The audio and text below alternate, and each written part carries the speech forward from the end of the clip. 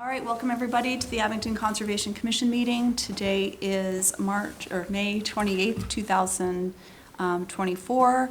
The time is 6:36 p.m. And starting off, we have the request for determination filed by Boston Gas Company to replace existing gas main in 2033 Quincy Street. All work will occur within existing paved roadways. We have the Hey, Lynn. applicant. Lynn, before we get going on that, I just want to fill everybody in on the board that week and a half ago, Alex Leary resigned just because of his time constraints with his new job on Walpole Fire. He said he would be able to give the board the full time it needs. So I just want to thank Alex for his almost 3 years on the board. All the meetings he was able to attend, getting MACC certified, and just he's what you hope any volunteer at any town board can be. I'm going to miss going on site walks with him. Yeah, he was very good about site walks. He was. And a really good guy Yes. as well. We will miss him. Totally. Thank you, Paul. Sorry for cutting you off. That's okay. No, I remember you told me that you wanted to do that, and I just spaced it out, so sorry. Okay. Yeah, so shall I read it again?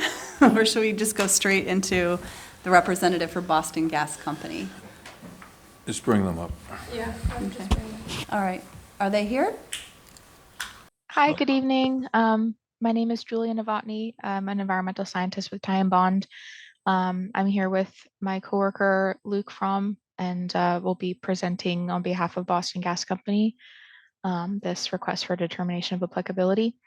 Do we have screen share ability? We have a short presentation. I really do. Okay, great. Luke, do you want to share your screen? Yep, I'll share it right now. Awesome, thank you.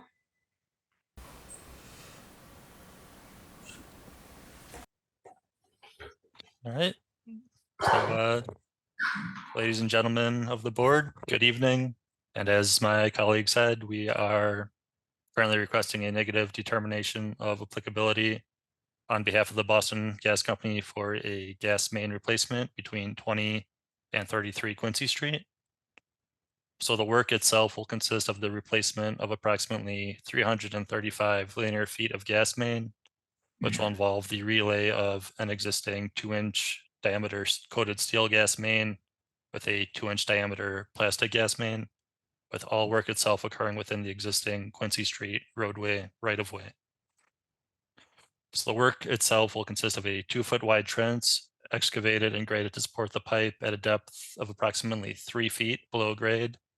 The trench will be excavated within the current roadway with the exact trench location to be determined based upon the location of the previously existing subsurface utilities. The trench itself will be backfilled daily and restored in kind following completion of installation, with all work to be conducted by conventional construction equipment mobilized within the existing paved roadways. During construction, we plan to utilize approved erosion control measures such as straw bales, silt fence, straw wattles, and catch basin silt sack inserts between the proposed areas of disturbance and the adjacent wetland resource areas as needed. The BMPs themselves will be kept in good working order by the contractor, and we will inspect them after any significant storm event. So the work itself, and the reason we're here tonight, is that it impinges upon the local 200-foot buffer zone to Island Grove Pond, which is located to the north of Quincy Street. So a portion of our total project, approximately 103 feet of the proposed gas main replacement, is within the limits of the local 200 buffer zone. However, notably, no work is within any Mass WPA protected resource areas, and no adverse impacts to the buffer zone are anticipated, as all work will occur within previously paved areas and will be restored to pre-existing grades and conditions upon completion of work. And here's a little map to show the red line delineating our proposed gas main replacement and the local 200-foot buffer zone and the Mass WPA 100-foot buffer zone to Island Grove Pond. So if you have any questions, please let us know.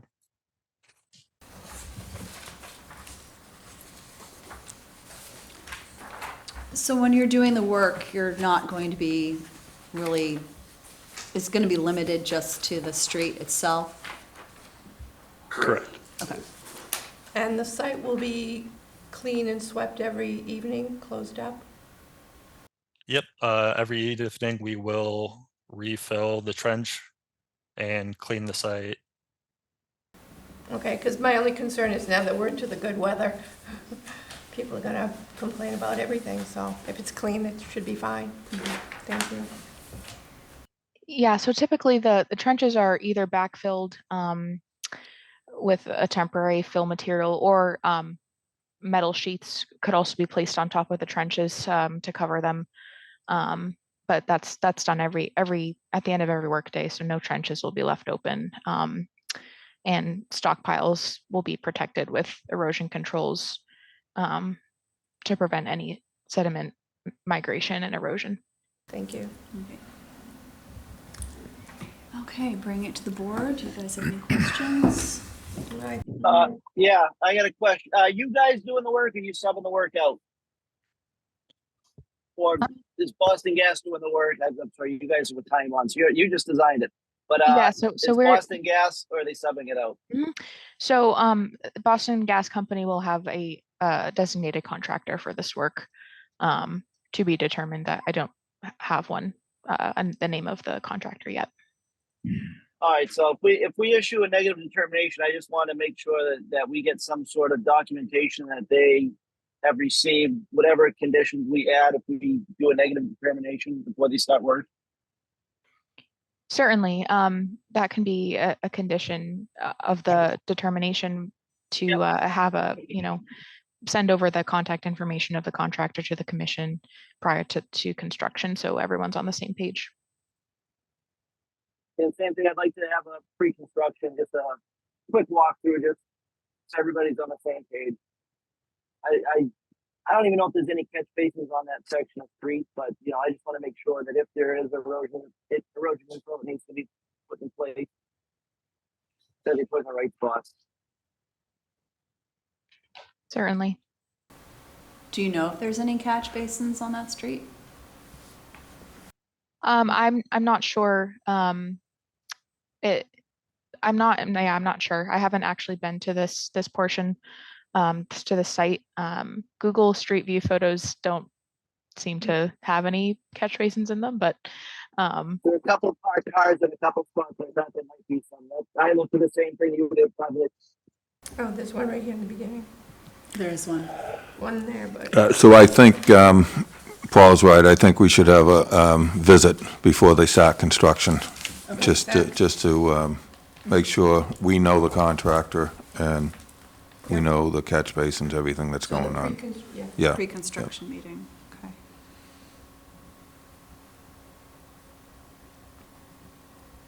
As far as erosion control, I think just like a 9-inch straw compost stock is fine. I don't think we need straw bales or anything like that.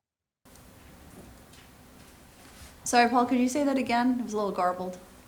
As far as the erosion control itself, I think like a 9-inch straw tube, compost tube, something like that. They don't need any.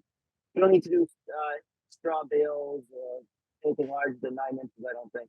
Post tubes No straw. or straw. Okay.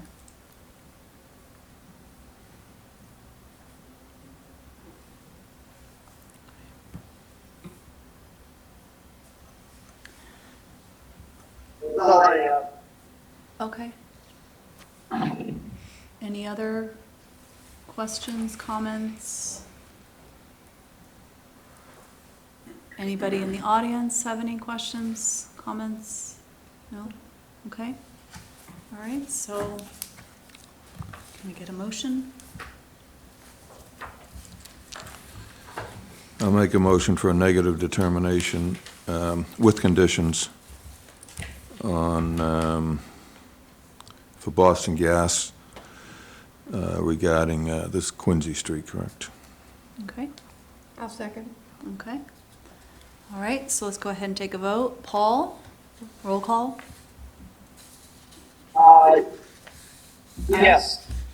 Yes, okay. Rich? Aye. Okay, Alex? Yes. Okay, and Jean? Yes. And I'm an aye. Okay, unanimous. All right, So the conditions would be require a pre-construction meeting. yeah. We can do, you want to do the conditions at the end of the meeting? Sure. Okay. Is that all right? We do the conditions at the end of the meeting? Fine with me. Okay, Sounds good. okay, sounds good. All right, well, thank you. Thank you. Thank you very much for your time. Thank you. Okay, next item on the agenda is Hanson Tree, 832 Randolph Street, discussion on restoration in the buffer zone. I believe we have someone here from Hanson Tree on Zoom. Hello. Hi. Can you guys hear me okay? Yes. Great. So my name is David Cowell. I'm a senior wetland scientist. Hello. Can you guys hear me okay? Yes. Great.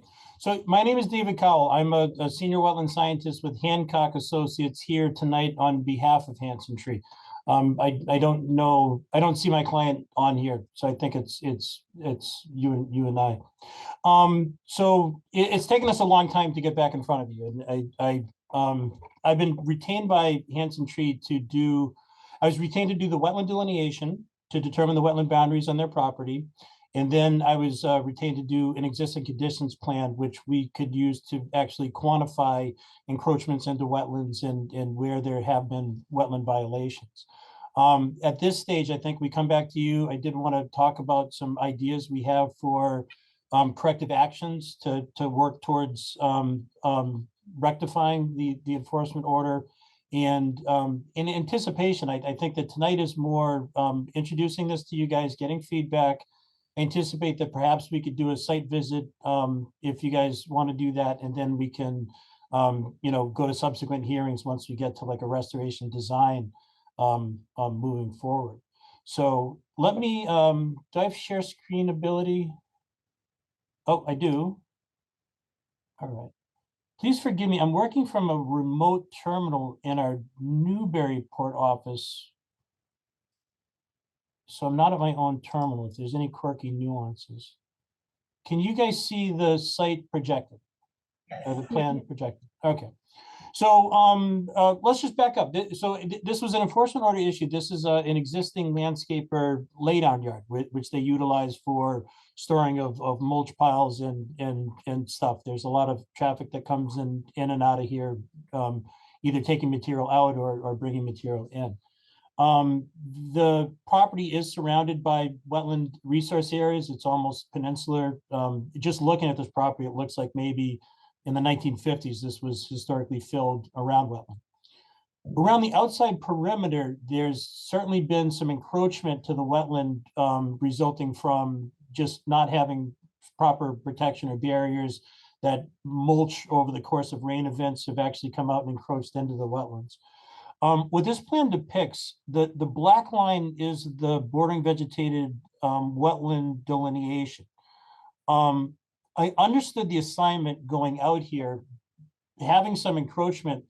So I was really investigative in terms of where filled wetlands occurred by actually going through mulch. And even if it was devoid of wetland vegetation, I was looking for baryhydric soils to verify the extent of where wetland is. So that's the bordering vegetative wetland.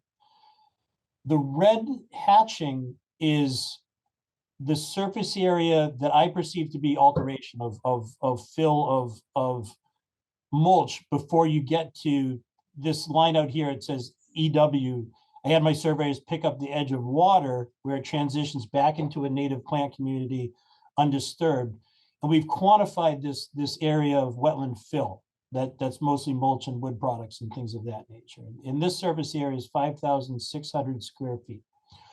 What I've told the client for expectations is that this is 100% restoration, that the proposal here would be to remove the wood chips back down to native soils, hydric soils, and then have a native planting plan for native wetland seed mixes and a planting plan to renaturalize this area for full restoration back to the wetland line. So that's I kind of think there's two topics here. So one is the wetland fill, and that's a no-brainer. That's 100% restoration. We'll propose to pull that back and renaturalize that, complete with, if you guys have 2-year monitoring and you can review whatever planting plans we want to put in there. The second thing that I wanted to approach the Conservation Commission on is creating a permanent barrier around the outside of their piles to prevent this from happening in the future. What I did want to discuss with the Conservation Commission is that you can see these areas. I'll actually zoom in so you guys can see this in greater detail if you're looking at your screen. And I think if we did a site walk, that this would really come to light of what it looks like on the ground. So you have areas where they have a mulch pile that's really right up to the wetland line, and that's contributing to this wetland fill. You guys I did project the 35 local no disturb zone. I would ask the commission if there's some area that we can, I think that if we were to vacate back to the 35-foot no disturb line, and I think some of this was existing non-conforming, it really condemns them as a business in terms of the surface area that they're stockpiling their material. What I wanted to discuss with the Conservation Commission is entertaining maybe like a 15-foot setback or something that's sort of balances between the necessity of use out here and future protection of the wetland resources areas that lie beyond their stockpiles. What they have, our survey unfortunately didn't pick up at a great detail, but they do have somewhat of a broken existing berm back there, which my proposal, or what I'm thinking, was be to create a formal earthen berm that rises maybe 2 or 3 feet in elevation, that they could naturalize that earthen berm with native vegetation. We could have herbaceous seed mixes to get vegetative cover on it that will stabilize it. And these guys are a landscape company. We could specify either trees or shrubs at offsets across the top of the berm going around, which would really affix it as a permanent demarcation and a permanent feature on the site. That would, I'd look to tie it in offsite and bring it all the way around the property. Oh, that doesn't drag. Just full concentric circle. I am hoping to get maybe a site walker, because I think it's more illustrative once we get on the ground. Some of these areas where they have their dirt piles, we'd look to pull these back to some reasonable distance, put in this earthen berm around the back side of it, and hope to come up with something that meets the ecological needs, meets the Conservation Commission satisfaction, and still allows the business to operate without a significant loss of surface area. If they were to lose, the entire 35-foot no disturb zone, they really are condemned to not being able to utilize the property as they have been. So I at least wanted to come in with that as a presentation, and with that, I would turn it over to the Conservation Commission and welcome feedback and deliberations. Then they'll have to file a notice of intent. I'm open to, talking about the 35-foot. Our goal is not to hinder businesses or homeowners, but we still need to protect the resource areas. So I think we'll get a better understanding when we go out there. And then we can answer that question with the notice of intent. I think that's what I'm looking for, because some of it will be very site specific. As we walk the site together, you may say, can you put this dirt pile back? And I'll mark up a plan and say, yeah, we'll push this all the way back. And as we work our way around, we can also look for other mitigation opportunities. If you guys see those, I'm happy to offer those. I did notice somewhere up here, they had a large patch of Japanese knotweed, which, we could also do some invasive species removal. So yeah, some of this will become negotiation on the property to mark up a plan of what's reasonable and what's not reasonable. Yeah, I mean, this is still a little premature, but keeping, some things to keep in mind is if, are there possibilities where there's one area where you can do a 15-foot no disturb, other areas where you could actually replicate Yes. so that you can make up for that square footage. I don't know that we'd replicate, but we could restore. This would be full wetland restoration, but I don't think that we could create wetlands, but we could create more of a naturalized buffer zone in areas in the 35-foot zone to compensate and offset. Mhm. And when you were doing the delineation, I can see it's kind of along the edge there. Yes. Did you ever do any sort of borings in different areas of the property that is not vegetative beyond those lines, like closer, say, to the 35-foot no disturb?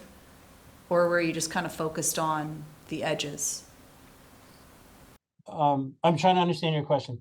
When I did the wetland delineation, I was, understanding that a lot of this is now fill with mulch, that you can see areas where it's moist and where there's actually like reed canary grass, which is really resilient, that's coming up from under it.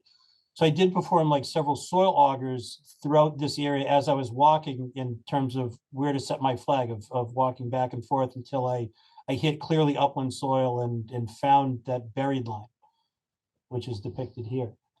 But I guess I'm trying to understand the question a little better. I mean, I'm just, and you know very well, just trying to take a soil sample when there's a mulch pile. I'm just concerned that the fact there is no vegetation, you got huge piles, that you were a little bit more limited in what you were able to sample beyond what we can see here on the plan. Sure. Yeah, like this mulch part in particular is very close in proximity to the wetland line, whereas where we have dirt piles over here, I'm finding a clear transition from hydric soils to upland soils along this transect. But you're right, like I think this point in particular may be an area that we scrutinize again when we get out in the field. I'll have a soil auger during the site walk and we can probe around and, if this is in fact buried here, actually have them push the mulch pile back and then do some more augering and see if this does jog out a bit. So, yeah, we'll review the wetland lines the wetland lines are reviewable and challengeable as well to modification on the site walk. Sounds good. Any other comments from the board, questions? I think everybody pretty much asked the same questions I was thinking, so I think we just really need to set up a date to go out there and walk the property and understand the flagging and do a few more samples. When you did do your soil samples to determine the hydric soils, how far down did you have to go? Hydric soils, you have to go down to, it's roughly 20 inches. The definition of hydric soils is it's on the metric system. I forget how many. Obviously, when we first went out to the site, I was out there with Paul, and we walked all the way to the back, and you could see clearly, there's a parking area, a working area, and then boom, it dropped off to the wetlands. So as you were doing your delineation and deciding where to do your auger and take your samples, I was just curious, in different areas, what was the depth and everything that you had? Oh, yep. So you're yep, I understand the line of questioning. Yeah, so as I went around, some areas are clearly defined, but they don't have this encroachment by mulch piles in as you go off property, of course, it's not the same as it is on site. But it was really scrutiny of the wetland boundaries in areas where the wetland was very well defined and it was pronounced and there wasn't alteration or fill. Then those are the easier flags. The harder flags where I really scrutinize with augering occurs along this red line, which really is most of the site actually. So there's very few areas out there that weren't non-nebulous areas. A better feel for it the day we go out there and we actually walk out there and see, because the site has changed so much from when I was out there with Paul last fall. I mean, piles have moved, you know, there's some giant logs in there when I went by the other day, so it's like, it's really hard to, Yeah. And I agree with you. One of, forgive me for sharing a mild frustration is that from the time it took me to do the wetland delineation and the site plan back last fall, the applicant or the Hanson really had sat on this for a long time. And as a consultant, they owed us some money. We couldn't really progress this unless they paid us on account. And of course, you guys helped me in the context of, I think they received an email a few days ago that said, we expect you at this hearing to bring us an update. And they called me and said, could you join the meeting? And I said, if you pay your bills, I'll jump back in here. So that duration and the fact that this is an active dynamic site. So where we've located the limits of mulch piles and dirt piles back in the fall that they're adding to and taking from may not be, you know, exactly the same as it is today. So I think that going out with a very current site walk in the site plan and a soil auger approaching this collectively with the commission is the right approach. all right, good. And if we do that, okay, so if we do a site walk, are we doing it with him? Or is he doing it separately? With, Oh, I'd like to tag along with you guys to answer questions and just for transparency. So I if we're definitely want him there. Yeah, Yeah, he's gonna bring his auger too. yeah. So I just want to make certain that, you know, we've got this issue where the mulch pile thing may be a little bit questionable, to make certain that before we go out there, stuff is pushed away. Oh, I see. Okay, so to ask them proactively to push some of this mulch pile back so we can snoop in here? That's, yep, let me ask them logistically whether or not they can get equipment back here and start pulling some of this back. That's not unreasonable. I can ask the client, same with the dirt pile back here. If I can ask them to start pushing some of this stuff away from the wetland such that we can get to surface level elevation and put the auger in there. Okay.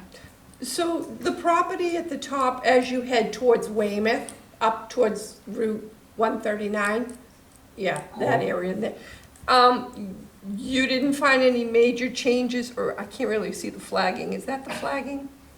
This is the flagging here, yeah. Can you zoom in that area?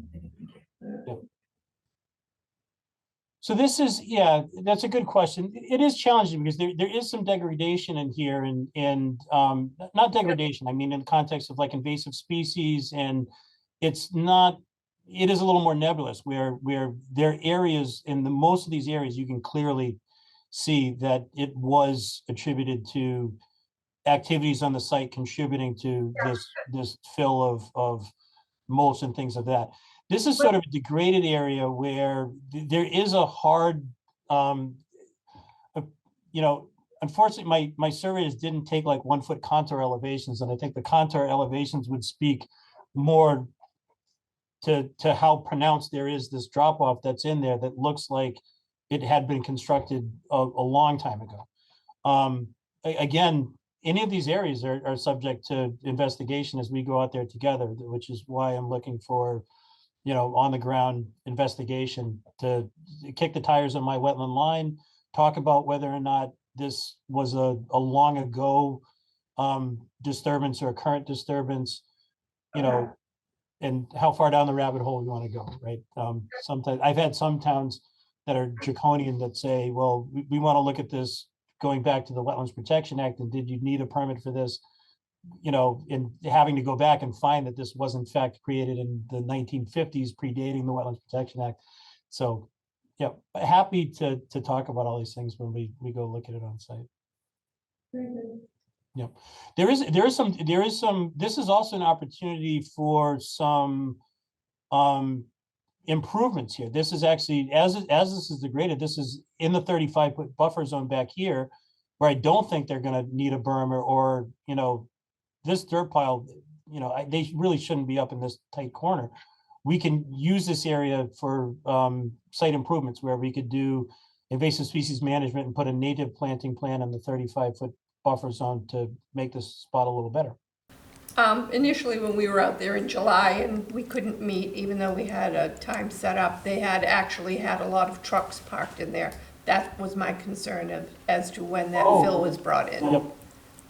So these are some of the things that we can, in addition to putting the earthen berm, of any mitigative conditions that you want to set in perpetuity, where we can say, this is, your designated parking is here. You can no longer stage vehicles here in the 35-foot no disturb zone.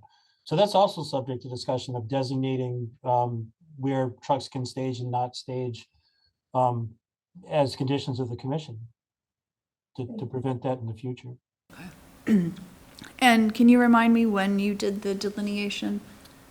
The delineation was in fall. You guys, I think you guys had a winter delineation date that was set.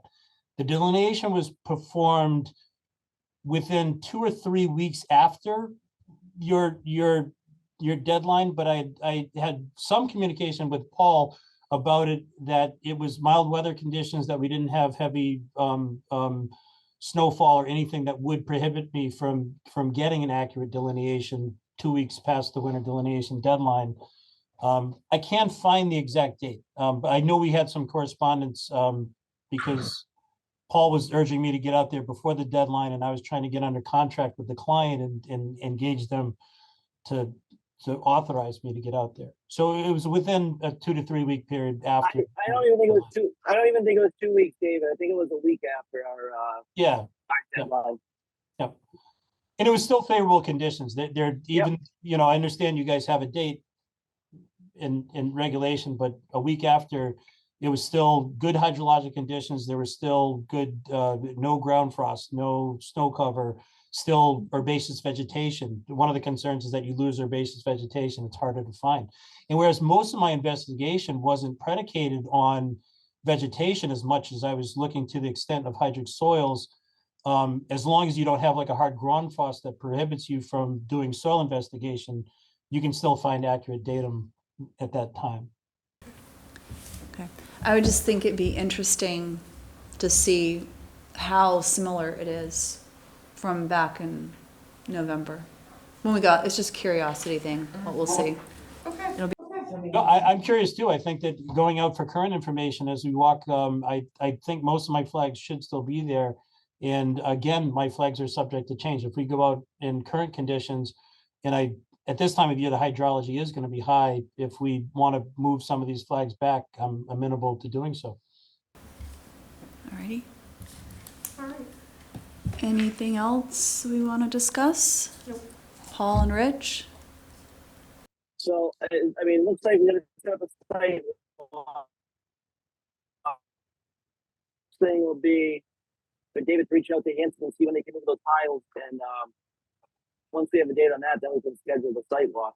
So we don't want to schedule it for next Wednesday, and then we can't get the tiles moved for another week and a half. Right. When is your next regularly scheduled hearing? And we don't need, as long as we're progressing this, and I want to push this forward because it's sat so long, is we could either schedule a site walk between now and your next regularly scheduled hearing, or we could continue out to one additional hearing to afford us to have the site walk with some ability for them to vacate some of these areas to allow us to get in there. So the Certainly, next meeting's on the 11th of June. okay, all right. So what I can do tomorrow morning, I can call and brief Hanson and say, we had the conversation last night and here's what we discussed. We'd like to have a site visit. The commission has requested that in areas where your dirt piles and mulch piles are very close in proximity to the wetland line, can you begin to pull some of that back to afford us to come out for a site walk to investigate these areas? And, you know, make sure you don't have vehicles parked over here when we come out for the site walk, so that they can, you know, make sure that it's open for us to get through there. Okay. Do we want to set up a sidewalk now with him? Well, I think Paul suggested that we give them an opportunity to move some of the piles, and I mean, Yeah, but also, Jim, we should probably set like a firm date. We don't want to say, all right, we don't want to just keep letting it progress. We should say we want to have a meeting by this date. Absolutely. That's where you guys help me keep driving the ship.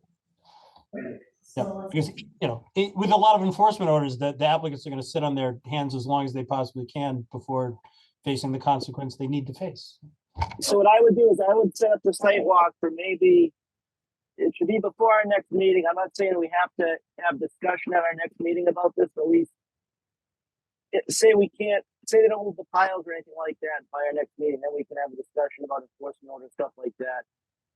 But then if we can have a site meeting on, say, Monday the 10th, give you time to come in, and then we can start really get the ball rolling. I think that's a good idea. And if we are able to schedule a site visit now while we're collectively here and can look at our schedules, you know, if I went to them tomorrow and they said, yeah, we can be out there in a few days, then we start the email communication of, can you do this? Can you do this? I think giving them a week's notice is fair time. If we were to maybe schedule a site walk for, as you implied, not next week, but maybe the Monday, the 10th, the following week, that a week lead time should be enough time for these. They have all the equipment on site. They move this material every day. That, you know, and put pressure on them. So You guys have a week to do this, and we're going to be out here on the 10th. So get to it. I can't on the 10th, but you guys Okay. feel What free. about the 11th? 11th. Is your next hearing the 13th or The 11th. the 11th? Okay. I mean, you can still do it. End of next week, the 7th. You know, they still have a week's notice, but tomorrow. Let's do it on the 11th. Okay. Yeah. Do it during the day and come to the hearing in the evening. We'll have it on the agenda, and we can discuss it and tell them, you know, to file the notice of intent and everything with what we discussed out there. Yeah, Yeah. I think so. Okay. So what time's good for you if you're coming from Newburyport, are you? No, I'm actually coming from Marlboro. I'm up here in Newburyport on. I just came from a site visit on a project, and we have a satellite office, so I just happen to have a terminal up here. So I'll be coming down from Marlboro. I have about an hour's drive, but I can accommodate whatever works best for you guys. Most of the people do work, so noon is usually pretty good because that's their lunchtime. I'm just saying. I mean, I know you. Noon works for me. Noon on the 11th?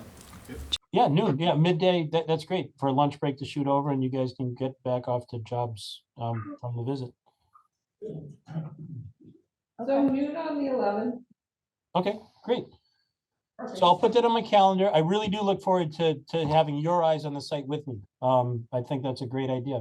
And then progress this, you know, a series of hearings, restoration plan, and coming up with solutions.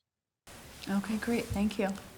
And we'll put it on the agenda for the next meeting to Yep. discuss it and go from there, sure. All right. Okay. Anyone from the audience have any comments, questions? No? Okay, bringing it back to the board. Anything else we want to say? Paul, Rich? No, I'm good. Nope, I'm good. 11 sounds good. All right, I'll mark my calendar. Okay, thank you very much. Outstanding. I look forward to seeing you guys, and I look forward to moving this forward. Thank you guys so much. Thanks, David. Go. All right, Okay. thank you. Thank you. Take care. Bye now. Bye-bye now. Okay. So up next is the enforcement order, 1212 Bedford Street and/or 3 Highland Road. Rich, were you able to open up the PowerPoint? Yep. Hold on 1 second. Okay.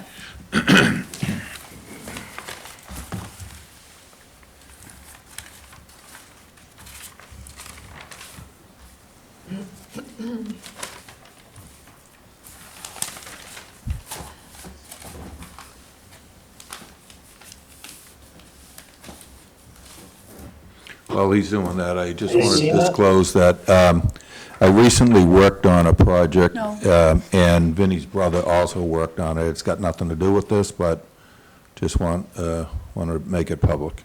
Thank you. Thank you.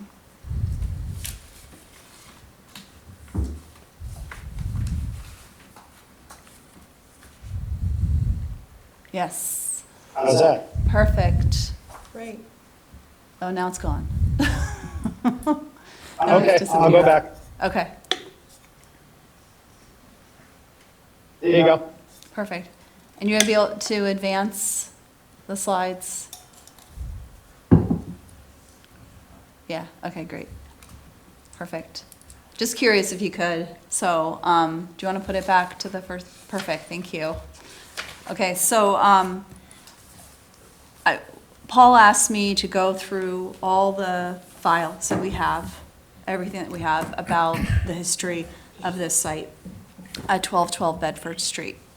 So it was about this tall, and you guys all have a copy of the document that I created. It was a Word document, 9 pages long, didn't include all the plans and wetlands delineation reports. So I figured instead of going through and saying, oh, on page 5, number 34, we could actually view it and talk about it all together at once. I think we lost Rich, though. Yeah. Rich, are you still there? Do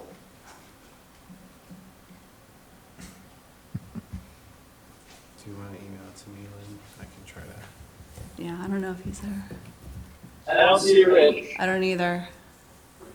But I do want to lay a couple ground rules before we begin, which is that the presentation is for the commission. This is to allow everybody to get an understanding of what is in our files. And I'm not going to accept questions from the audience. I will accept questions from the Conservation Commission during the presentation, but just clarifying questions.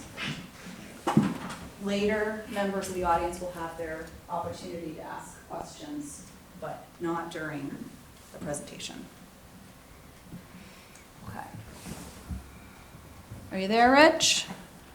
Yep, sorry about that. No I'll get you worries. back to screen. Hold on. Okay. Glenn, Yes. well, before you get started, I think you should just start with why we're here. 'Cause there's a lot of stuff in your time that probably isn't part of like the plan that we got from the reads back at the beginning of April. Why we're actually here with this ball rolling. Thank you, yes. And the reason we're here is we had a complaint from the Reed family who live next to 1212 Bedford Street.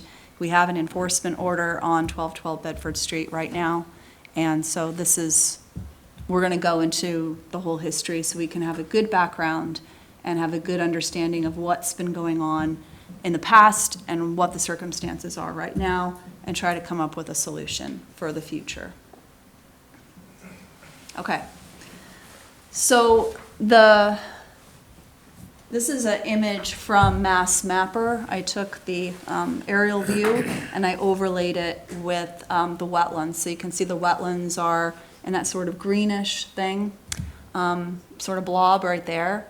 And one of the issues with this particular site that we're describing today is that wetland overlaps on 3 properties. We have 1212 Bedford Street, 26 Highland Road, which is the Reed's property, and then right next to that is 1200 Bedford Street. So I'm bringing up 1200 Bedford Street a couple of times today, but that is because there is that big part of the wetland is on that property. There's stormwater that's also associated with these different wetlands. But we are not going to discuss what to do on 1200 Bedford Street tonight because the property owners are not here. So you might see some things that make you go, wait a minute, what happened here? We'll discuss that at another meeting. Okay. Can you advance the slide, Rich, to the next slide? Thank you. All right, so starting off with 1200 Bedford Street, this is a stormwater system from 1979. And you can see here, let's see, starting here is where is in yellow. You see this little squiggly line? This is an indication of a stream. The Reed's house is right around here, 1212 Bedford Street down there. The areas in blue appear to be stormwater. There's a pond right there, and you can see that it goes underneath Route 18, and it goes out to a natural waterway, which is not specified. They just wrote to a natural waterway. Okay. Can I have the next slide, Rich? Okay, and this is Mass Mapper overlay, so whenever I show Mass Mapper, I'm gonna show you in 2 different pictures on each slide that I show it. On the left will always just be the photo without the overlay, just to give you an idea of what it looked like. And on the right will always have the same photo, but with the overlay. Now, it's kind of hard to see, at least in my opinion, the property line divisions. That's what I was just going to ask you. Right. Yeah. So what I did here is, and this is something that's going to be really important, I'm going to keep drilling it into your guys' head over the course of the presentation, is that what I have highlighted in red is what the original property was before additional parcels were purchased to what it looks like today. So a lot of the diagrams call that Lot 1. So that whole area in red, it looks like a little equilateral triangle. That's what I'll refer to today as the original part of the property. Okay. Hey, Rich, can you advance to the next slide? Okay. So back in January of 1990, the former owner, Joseph Caristia, owned Lot 1, which is right here, this little equilateral triangle. He brought Phil in, he was issued an enforcement order, and they had a company called ERC went out, and you can see we have that pond there on 1200 Bedford Street that I showed before. They said there was a BVW surrounding it, and that they also showed an ILSF right there. Now, 6 months later, the engineer came back and said, well, it's not an ILSF. It has a 6-inch clogged pipe. And so it has some sort of, it was either an inlet or outlet, it was unclear what. So therefore, it wouldn't qualify as an ILSF. Rich, can you go to the next slide, please? Okay, and this is another view of that. You can see right here is Bedford Street. Parcel 84 is the Reed's property. Parcel 83, outlined in sort of orange, that's Lot 1. And right here, parcel 81A, 81B, that was later purchased and became part of 1212 Bedford Street. So this delineation that was performed, again, said it's not an ILSF on Lot 1, it's a wet pocket. And they did notice that this area here was causing displacement onto the section of the Reed's property. So the former owner filed an RDA and said this is not an ILSF, but the Conservation Commission disagreed. And they gave a positive determination of applicability based on, I don't know if they did a site walk or not, it's not indicated in the files, but they said this area has at least half an acre of flooding that occurs. That's under our bylaw. So they gave a positive determination of applicability and kept the enforcement order in place. Rich, can you advance? And what year was that? That was 1990. Okay, so going to 1997, we're kind of jumping over again back to 1200 Bedford Street. And this is just, it's kind of, I don't know why it turned like that. It's not what it looked like in my original slide. But again, you can see this is parcels 81A and B, which were later purchased by the Apple Tree Realty Trust. And here again, we can see that little natural waterway squiggly. We can see that pond. Now, at that time, earlier, the people who did the wetlands delineation thought that was a real pond. By 1997, they realized, no, it's actually not. It's an ornamental pond. It was probably a detention pond. Yeah, Okay. I do remember that. Yeah. Okay. All right, so next slide, please, Rich. Okay, so this is a delineation that was performed. Thing was off. This whole thing is off a little bit. It's upside down for some reason, but this is the Lot 1, and they actually did the delineation a little bit onto the Reed's property. Could you zoom out a teeny bit there, Rich? Or zoom in? Zoom out. Yeah, okay. So in 1999, this is what the plan looked like. Can you zoom out some more? So we can see the whole slide. Keep going. There you go. Yay, okay. All right, so there was another enforcement order that was brought onto the, beautiful, thank you. So this is actually upside down, I don't know what happened, but, so another enforcement order was put into place in 1999. And this time, they went ahead and had another delineation done. It was by the same company, who again said this is not an ILSF. It's a wet pocket. They noted that it did meet the federal criteria for a wetland, but not the state criteria for a wetland. And they felt that you could go to the Army Corps of Engineer and try to have it designated as a federal wetland, but they probably wouldn't be interested because it was less than a half an acre in size. But nevertheless, it met a lot of the criteria with hydric soils, vegetation, other indicators of hydrology. Again, lots 81A, 81B were not part of this delineation at all. 1200 Bedford Street, not on there. Okay. Now, just a little side note, years later, LEC Environmental took a look at this and they said that the calculations that were done to determine whether it was or was not an ILSF were incorrect, and they didn't account for groundwater at all. But regardless of that, the area was filled in. Can you go to the next slide? Okay, so this is just another view of the delineation. It was from the same thing. You could see the potential ILSF there. Again, I'm marking in that red where 81A and 81B were. At the time, they were still part of 1200 Bedford Street.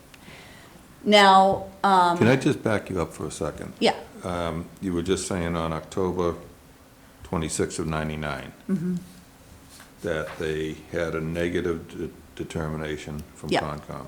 yeah.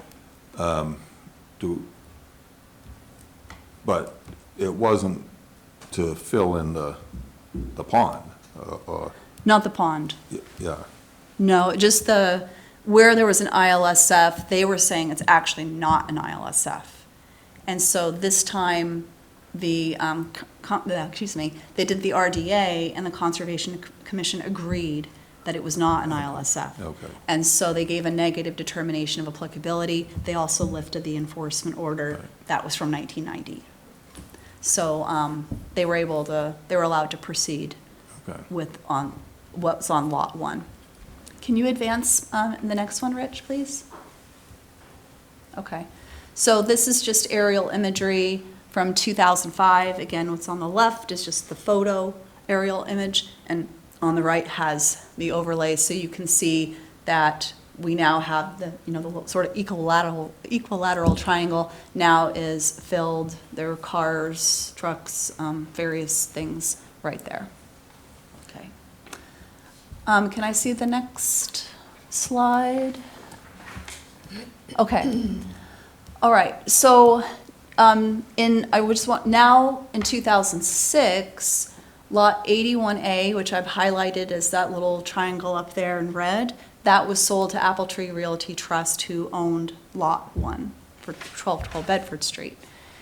There was an enforcement order in 2007 that was given out to Appletree Realty Trust because they were working within 100 feet of a BBW in a pond. At the time, they had a 10-foot setback. Yeah.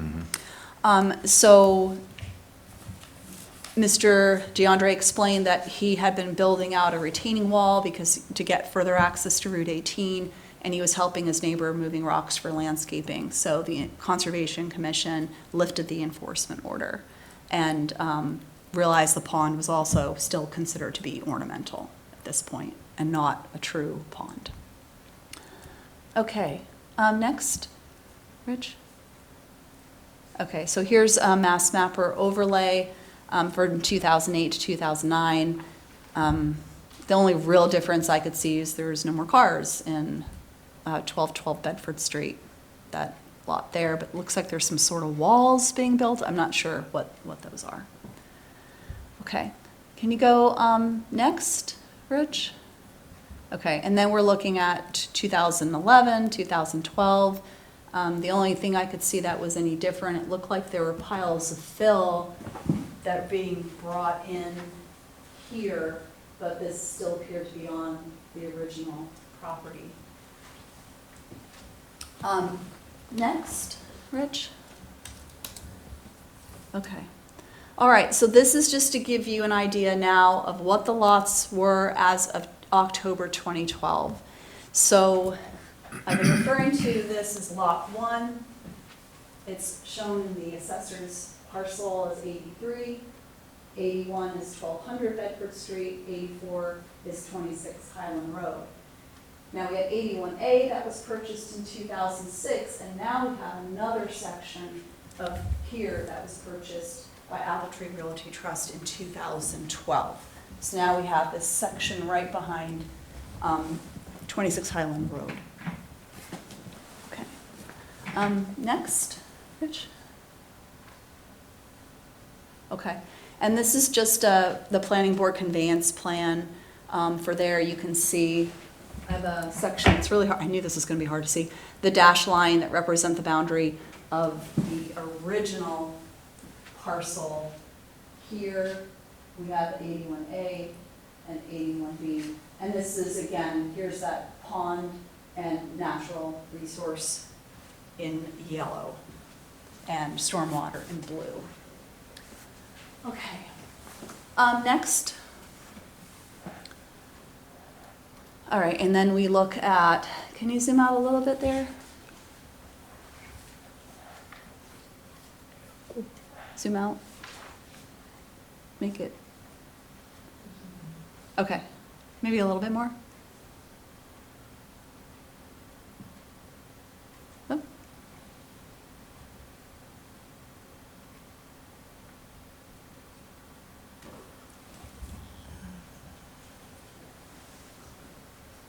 Okay, that slide, okay. All right, so this is what it looks like, aerial photography in Mass Mapper for 2013, 2014. And so what we start to see here are, that you might recall from the previous, down here in this corner, we have fill being brought in, and now we have more. This pond seems to start getting filled in, as you're gonna notice as we go along in the years, that's getting smaller and smaller. Notice this sort of rock right there, that would be your dry point. But we start to see there's work that's being done in 81A and 81B. Okay. Rich, can you go to the next slide, please? Okay. So can you zoom out a teeny bit more so we can see the whole slide?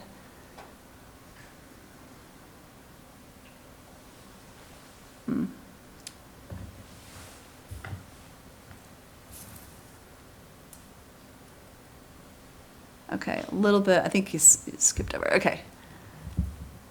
All right, so in 2013, the Reeds made a complaint that there was blockage of an intermittent stream and there was water in their backyard, and that there was a stone wall that had been knocked down with large stones being put into this.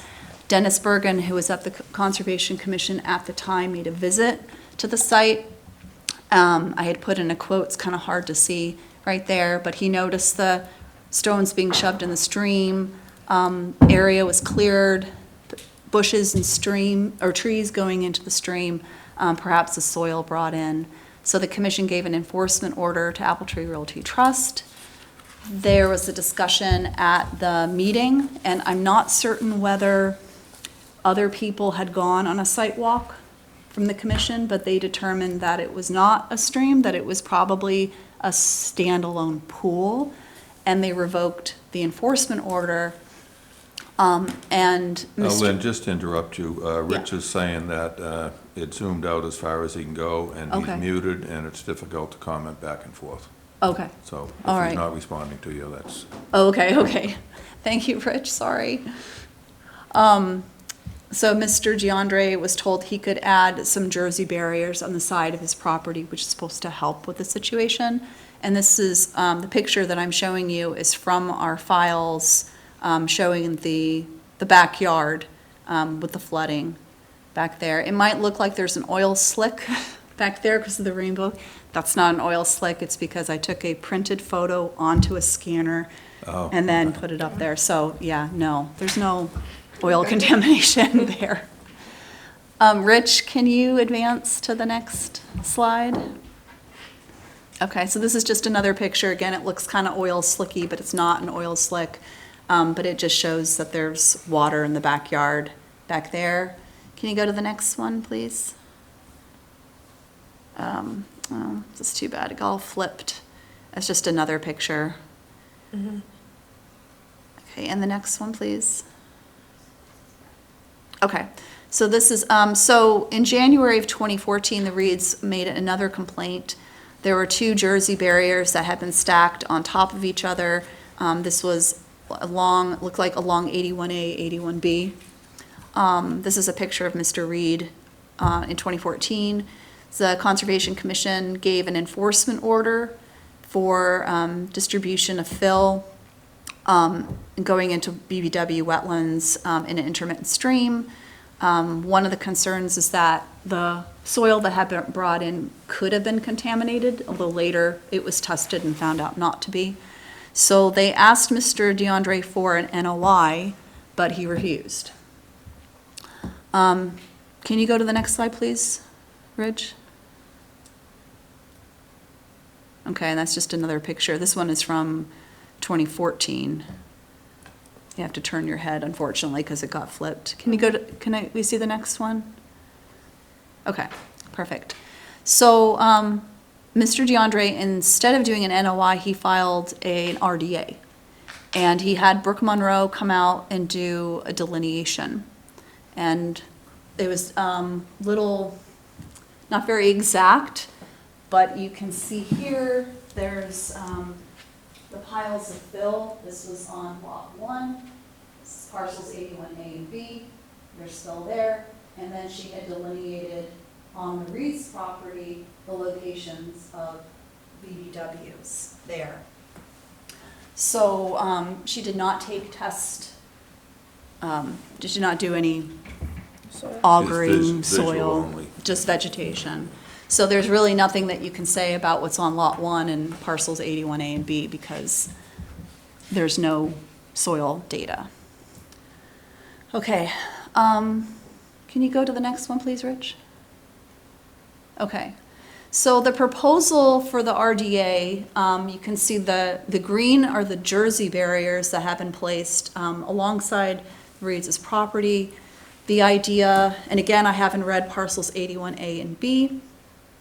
The idea was to put a 12-inch pipe that from the corner of the Reed's property out towards 1200 Bedford Street. And they also were going to put a gate that's in that sort of yellowish thing. And then they were also going to put a fence on top of the Jersey barriers and remove the fill. So that was the plan. Rich, can you advance to the next slide? Okay. And here I've just done a very rough overlay of this. It's kind of hard because I didn't really have like ideas of how long everything was going to be, but you can see this is the area where, oh, something happened there. It was actually supposed to be moved up there. Okay, moving on. Next slide. It didn't work. Okay. All right, so the Conservation Commission made a decision to grant a negative determination of applicability, allowing the fill to be removed, allowing the fence, allowing the gate, allowing the proposed 12-inch pipe. They kept the cease and desist in place to not allow any additional fill to be put in. The Reeds went ahead and appealed this to DEP. Next, Rich, can you go to the next slide? Okay. So DEP issued a superseding determination of applicability in April 20 2015. And they said that historically, Lot 1 could have had wetlands, but basically we'll never know, because fill was brought in between the 1990s to 2001. But all the activities that were being proposed, that I just mentioned, would be within the regulatory buffer zone on Lot 1. And then the activities in 81A and B are in an area subject to protection under the Act or within the buffer zone. So that would not be allowed. So when was that? That was 2015, April of 2015. Or sorry, no. Yeah, 14. April 2015. So, no, excuse me, May 2015.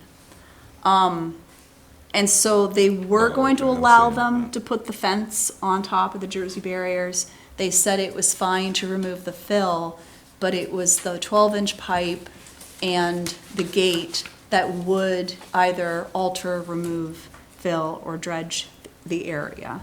And therefore, they have to file an NOI. And they could not, there was also a note there saying they could not do any further activities without an NOI. Can you go to the next slide, please, Rich? And just to be clear, that was DEP That was DEP. that said that. Yes, exactly. Exactly.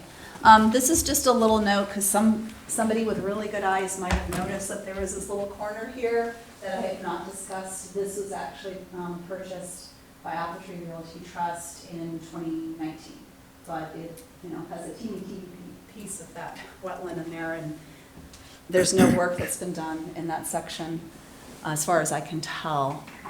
In our files, I noted the next thing was a letter from DEP, the chief of DEP, on April 8th of 2019, asking for an update on the superseding determination of applicability.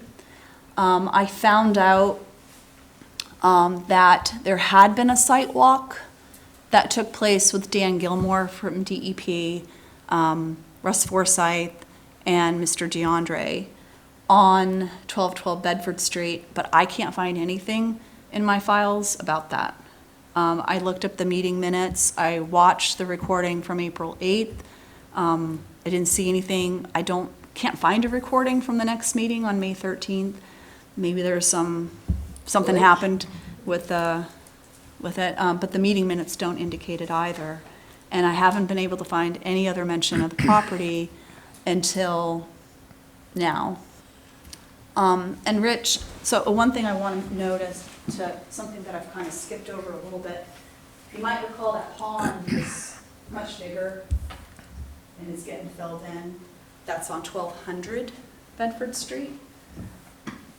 Can you go to the next slide, Rich?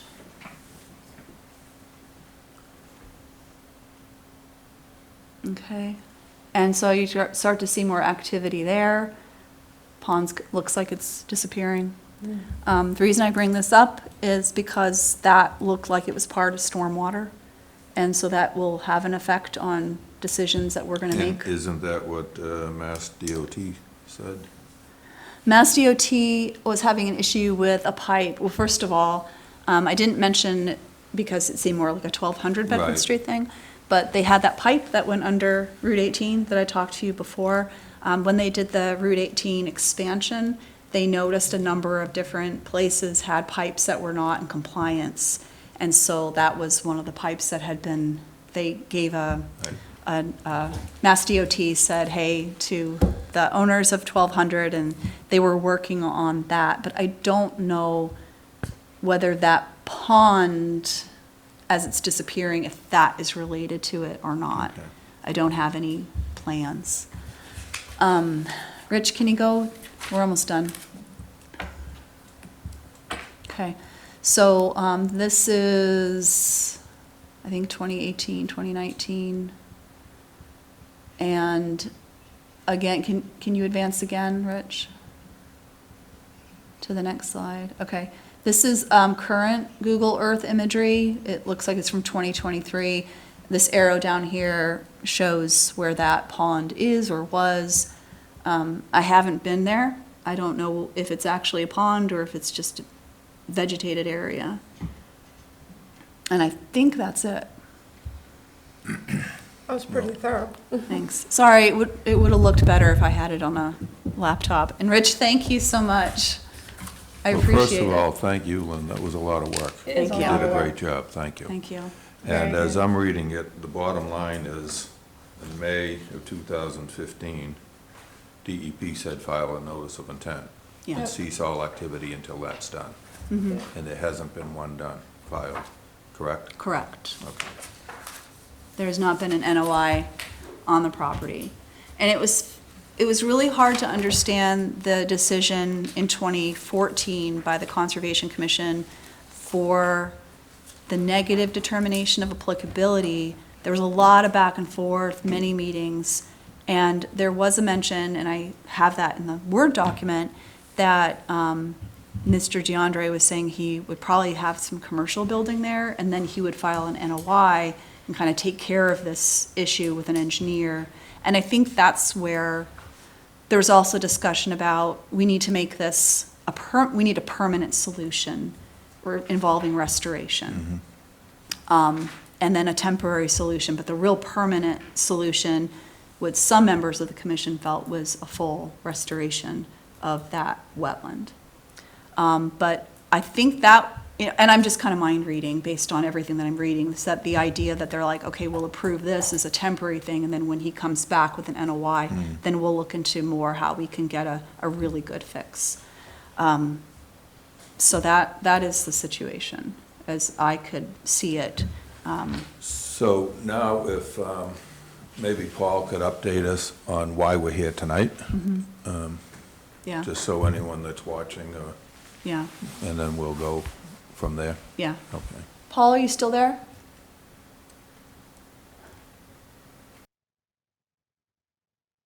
I am, sorry, I just had to unmute myself.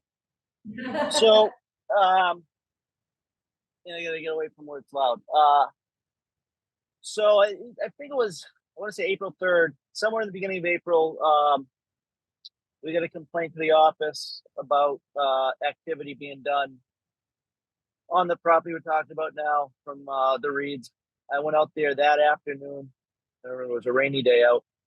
They kind of gave me a brief history, more so on the last decade, what was going on out there, and also saying that no work was supposed to be done until they filed with DEP. I guess the day before I went out there, a couple days before I went out there, in that open lot, there was some asphalt millings or grindings that were placed along the, most of that open lot. And there was a roller that was there, I don't know if it's still there, that rolled it out. And they brought in 2 piles of mulch, which are closer to Route 18. They would be out of our jurisdiction anyways. But there's one that is close to the Reeds, right? On the, yeah, in that little sliver of the property, yes.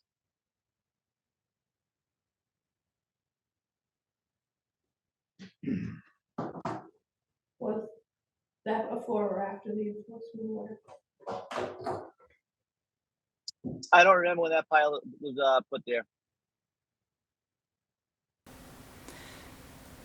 Jean and I went out on a site walk and met with Mrs. Reed and looked around the property, and there appeared to be a mulch pile. Mrs. Reed can tell me if I'm correct in this, but she had noticed it that very morning that someone had come along and they had dumped it there, and she told them, you're not supposed to work there, because there was an enforcement order, and he said he didn't know anything about it.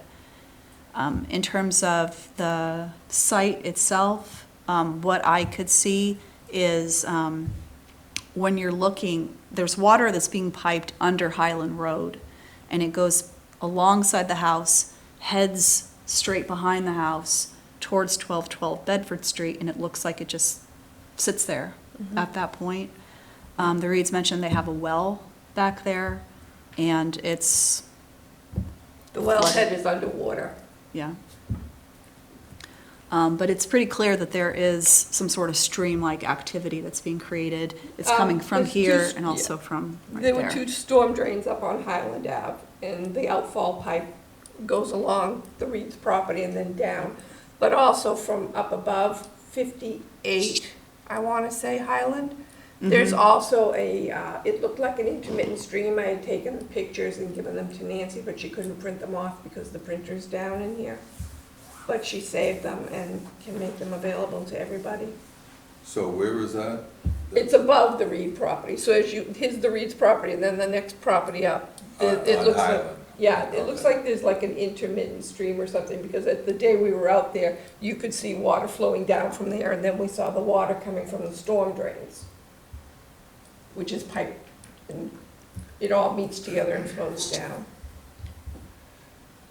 Well, I think, and we'll obviously have Vinnie and his attorney up here, but I keep going back to the bottom line is DEP said Yeah. nothing until a notice of intent is filed. So there should be no activity there whatsoever until a notice of intent is filed. But if you want to open it up. Right, so, who would like to get up first and speak? Reeds or Mr. DeAndrea's lawyer? I know what everyone's complaints are first before I do anything. Okay, so, Mr. and Mrs. Reed, would you like to come up, or? Sure. Okay.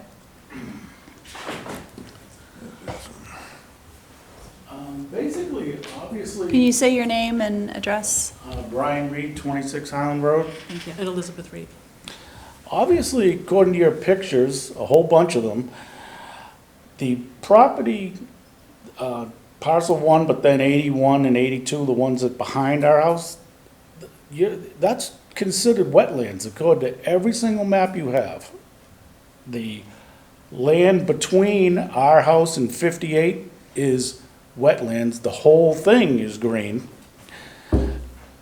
Like you said, the drain goes through there and the water goes around our house. Our house is actually on 3 different parcels of land, because when we bought it, the people before us had made a lot for our house and 2 different lots that were considered wetlands.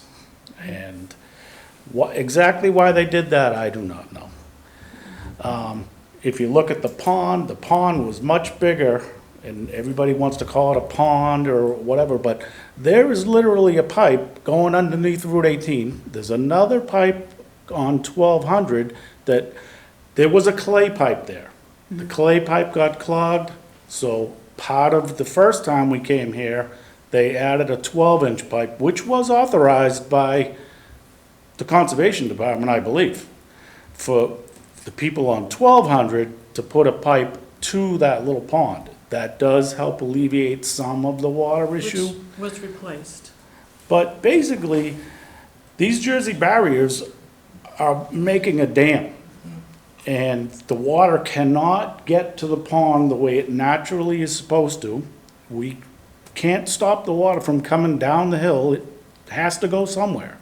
And it goes right there where there's a Jersey barrier dam. And if you look at the picture, I'm standing there and the Jersey barrier is up to here.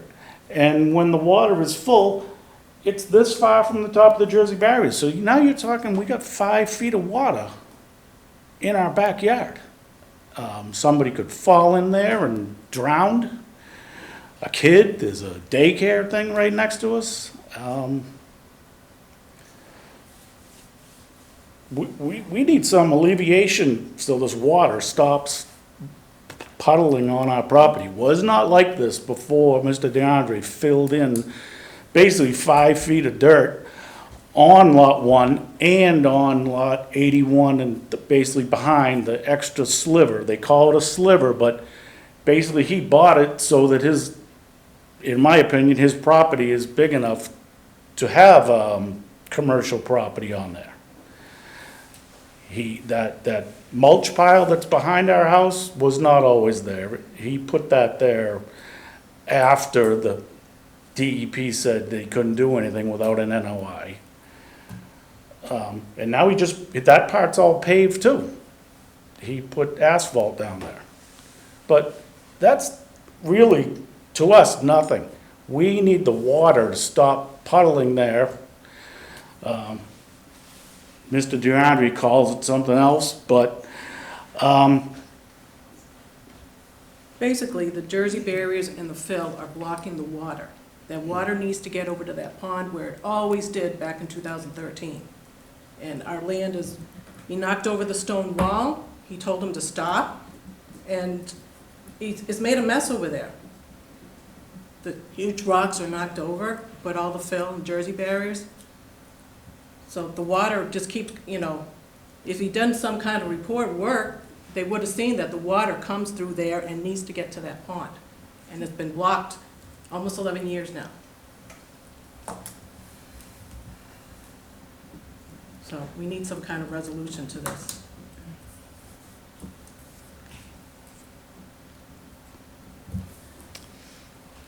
that's all we have to say right now. Okay. Okay, Thank thank you. you.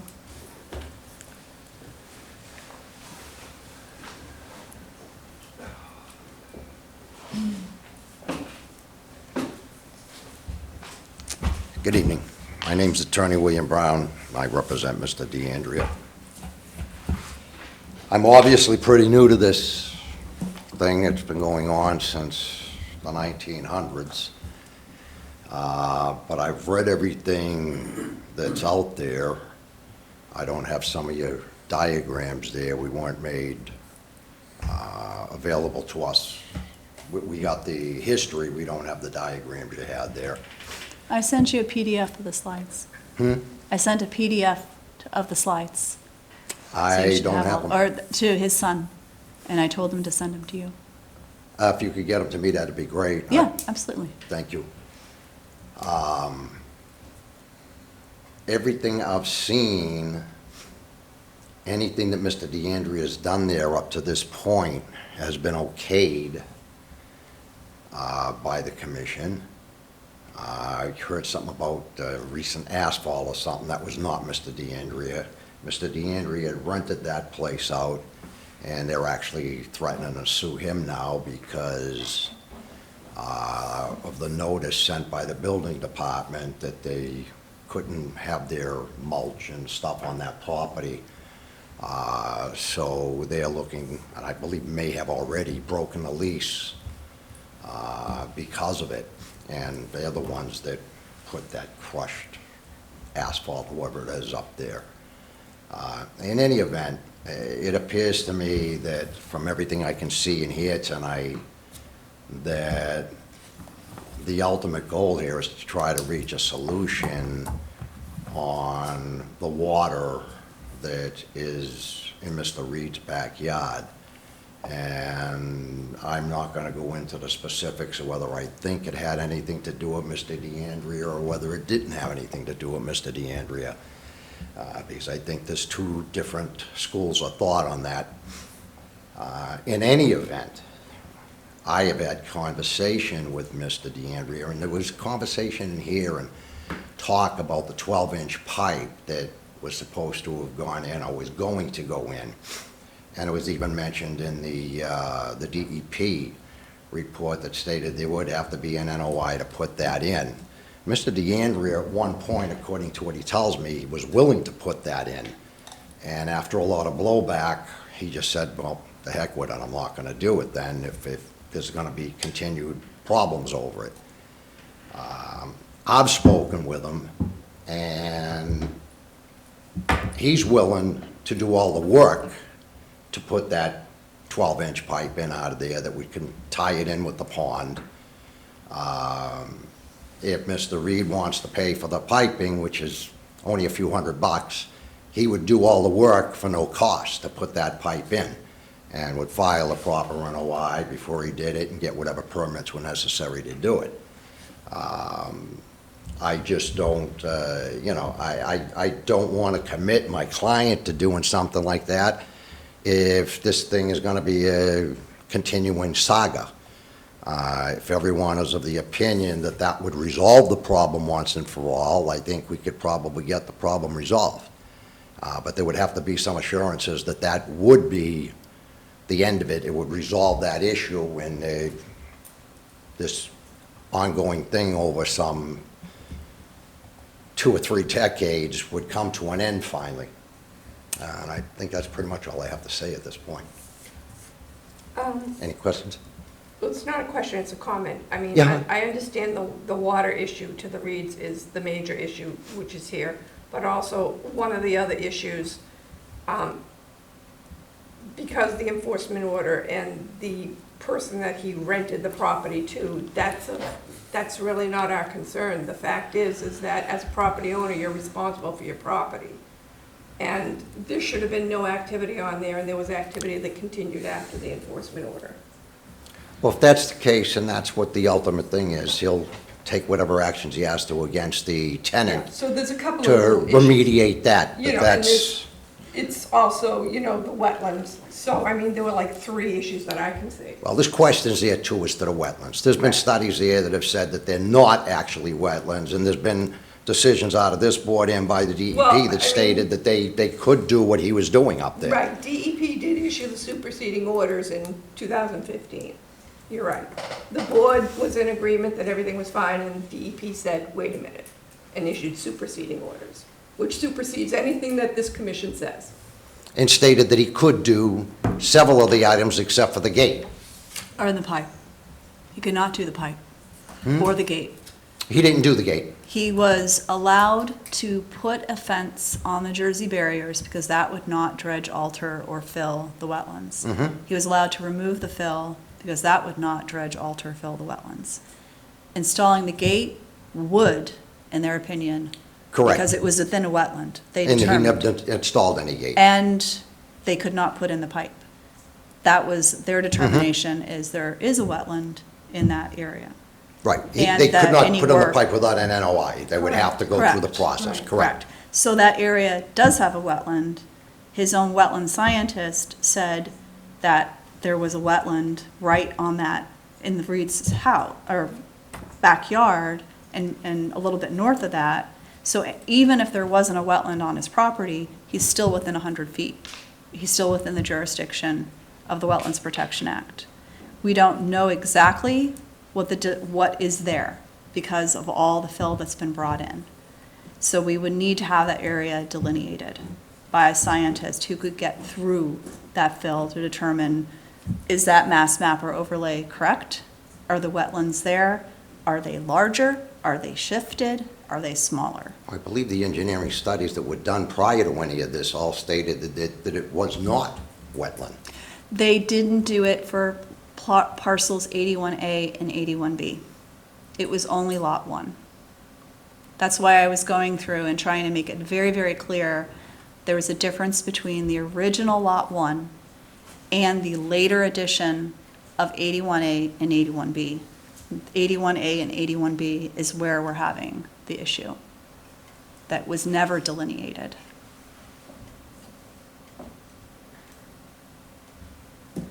Well, like I said, I'm here tonight trying to see if we can find a solution to the problem. Well, I And think a proposed one. Well, I think the solution would be to hire an engineer, present a notice of intent with the plan, have it flagged, get a botanist, get an engineer, and give us a notice of intent with a proposal. I mean, DEP said that's what you have to do. So it's really a pretty simple solution. If you want to use the property, give us a plan done by an engineer, and if you're gonna put the pipe in, the engineer will determine where the pipe goes, how deep, all that stuff. Not Vinnie and not the neighbors. And a wetland scientist to give us the delineation of the wetlands. It's Discuss that really with my not client. rocket science, you know? Discuss it with my client. We have to have a delineation that's done to make certain we know the extent of wetlands. And it can't be, Just looking at it and Look at putting soil. flags here, they're gonna You have have to do borings. they're gonna have to do test pit borings to go down below the fill to get down I to what understand. they can. So, the particular wetland scientist that he hired, we've had experience with her in the past. She only likes to go with vegetation. And there's serious problems with that, especially in this scenario where you have no vegetation on the areas. It's just full of fill. So the proper way to do it, and DEP has been very specific about this, is that there has to be testing for hydric soils, as well as vegetation, as well as other indicators of hydrology. So the other thing is we probably would want a peer review of that delineation. You would want, excuse me, that, on what? A peer review of that delineation. So you have it done, and then we would We would hire someone to check your work, to review it essentially. for us. Similar to what the planning board does. Yeah. Very similar. And I believe the third thing is that under the law, under the Wetlands Protection Act, the only remedy for destroying a wetland is restoration of the wetland. In all the other properties that we have had before us, since I've been on the commission, somebody comes through and creates a road, they have to restore it back to its original condition. We just had an example tonight of someone who has to go in and they have to restore. So that's another thing that we need to consider if there is a wetland there. Right, so that's why we need the borings and stuff to Exactly. determine that. Is there a wetland there? If so, what's the extent of the wetland? But restoration is going to have to be on the table. DEP council, was it 2 years ago, said that when someone fills in a wetland, alters a wetland, do not allow them to do an NOI after the fact for, let's say they want to build a building and they just do what they want. You can't then say, oh, hey, I have an NOI, I want to do my building now. Because the presumption that they can get is that you're going to prove that building. And that has happened in the past where an applicant did something to wetlands, came back, the Conservation Commission said, this is terrible, we're not going to approve it, and he sued the commission, and it was in court for 10 years. So DEP council has, and this is what Andrew said, I'm quoting, strongly recommended that we do not allow an after-the-fact NOI for, say, a building, but that we have a restoration being performed. I think in this situation, we could have potentially both. It could be that restoration is going to help alleviate the flow of that water. There also might need to have a little bit of a pipe or some other situation. And that's why we need a professional, Exactly. and that's why you need a professional to go out there and do that. The other thing is we have a pond, and I don't even know if that pond exists anymore, or if it's just vegetation. So if we're going to have an issue of a pipe, that's going to go on to 1200 Bedford Street. They are not here, the property owners aren't here. They will have to be brought into this conversation to see what can be done. So this is a very complex thing, but I think, as Alex mentioned, delineation needs to be the first step. I would ask for time to speak to my client, look Okay. at the options, and we'll get back to you. Sure. Okay, thank All right. you. Okay, Thank you very much. thank you. Thank you for your time. Thank you, Mr. appreciate Brown. it. Attorney Brown. Oh, I should ask, Alex and Rich, do you have any comments that you want to make? Kind of left you out. Nothing that you haven't already made. Thanks. I guess the only thing I have is if they don't go the route of adding a pipe on the Reed's property, the Reed's are gonna need to get permission for that work to be done too. It's going to have to be a conversation with 3 different property owners, Right. or sets of property owners. I don't think there'd be an issue with 1200 with us running the pipe over there. I don't think that's gonna be an issue. So, But like I said, I think you should hire a good engineer that's familiar with this type of work. And they'll probably suggest who to use for a botanist and wetland scientist. And they'll know what to do, I'm sure. all right, Very good. Thank you. Thank you for your time. Thank you. Attorney Brown. Good night. You too. Okay, Thank you. thank you. All right. Update? Yeah, so update on complaint from DEP located at 2627 North Quincy Street. So Jean, Rich, Justin, and I went on a site walk this afternoon. We met with Victor Simino Jr. The third. Is it the 3rd? He's the third. The third. Okay. Thank you. No problem. I didn't know that. Know that. Okay. So I will leave it up to Rich and Jean and Justin to tell me, or to tell all of us what they thought. Okay, well, when we first got there, I was glad it wasn't raining. And it was very nice that we met with Mr. Simino, and I believe that was his wife with him. And Do you know who she was? I wasn't didn't get introduced. She didn't. No. Rich, do you know who that the woman was? Was that his wife? It was his wife. That's Was- correct. Okay. So, anyway, it's just, my thoughts was that when we first went out there, we had to ride out there and it was fine. And there were only 2 areas that we could look at, which was kind of odd because the property is big and there's a lot of wetlands there.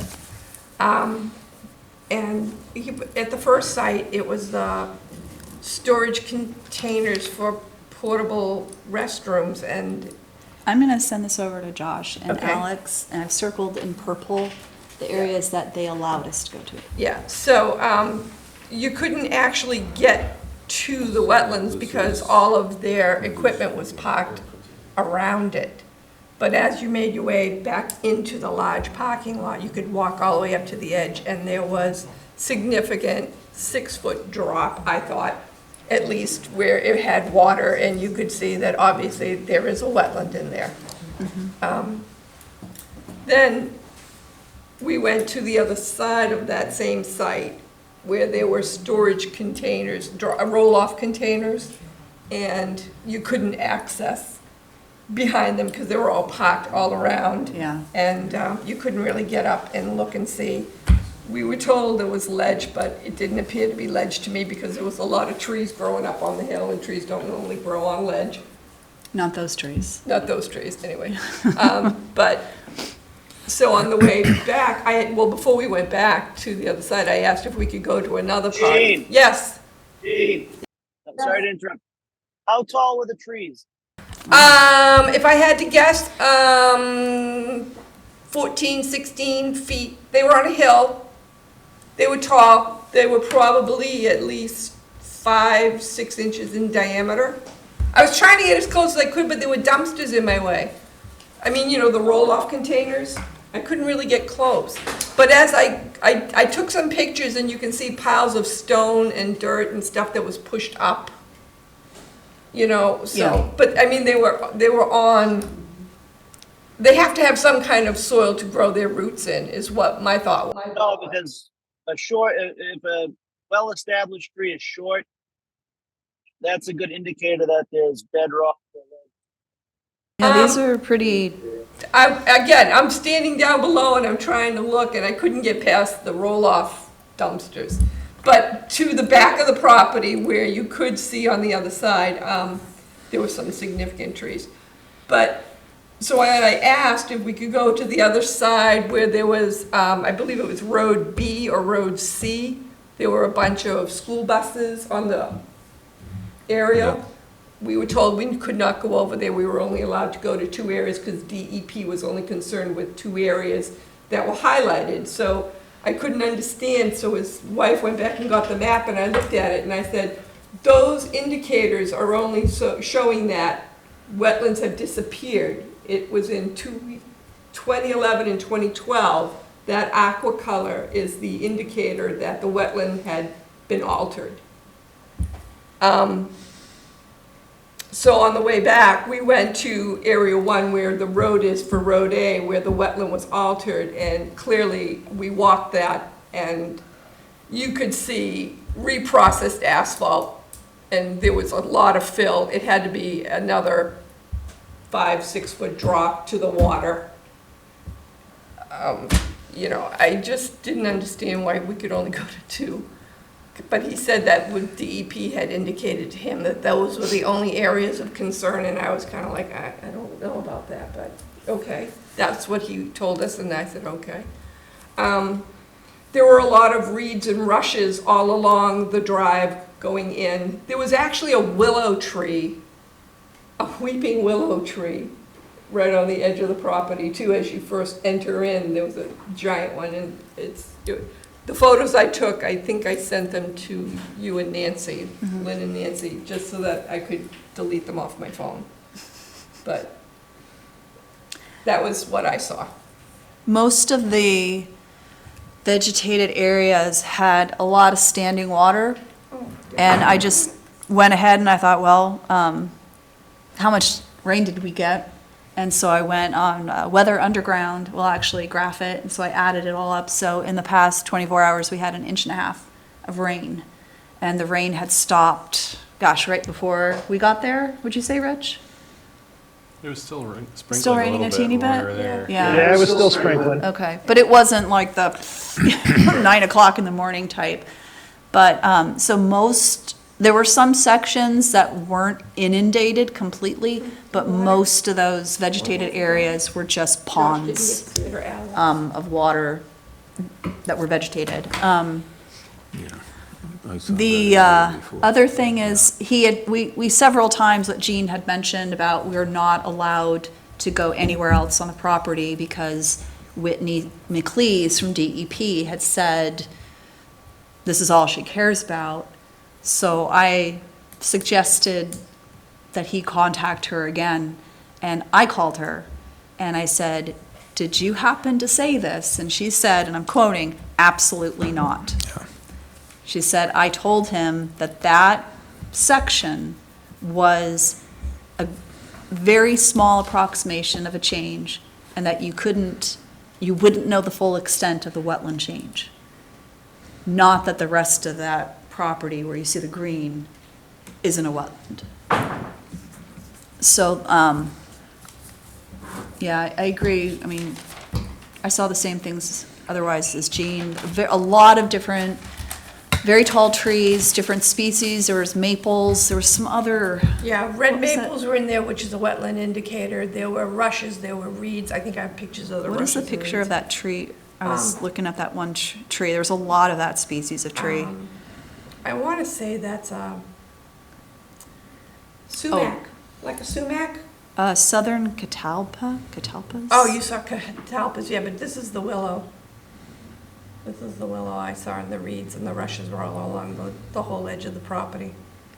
I think my app is off. Well, the question is, where do we go from here? Yeah.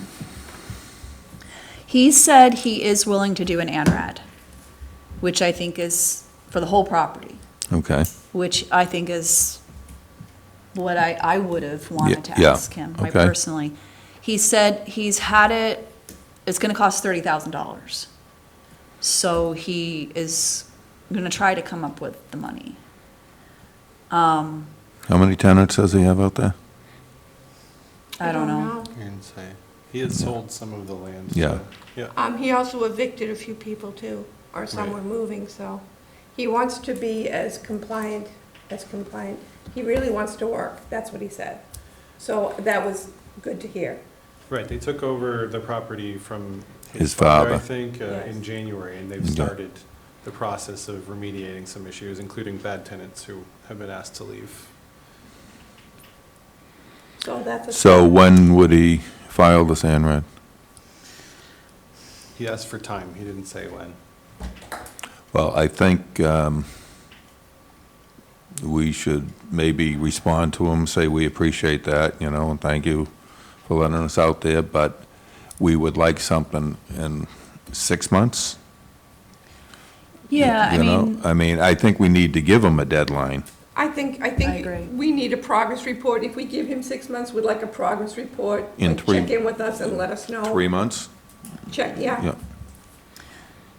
yeah, because we have our winter Delineation cutoff is delineations. November 15th. Yeah. And that'll take us right up through, up to November.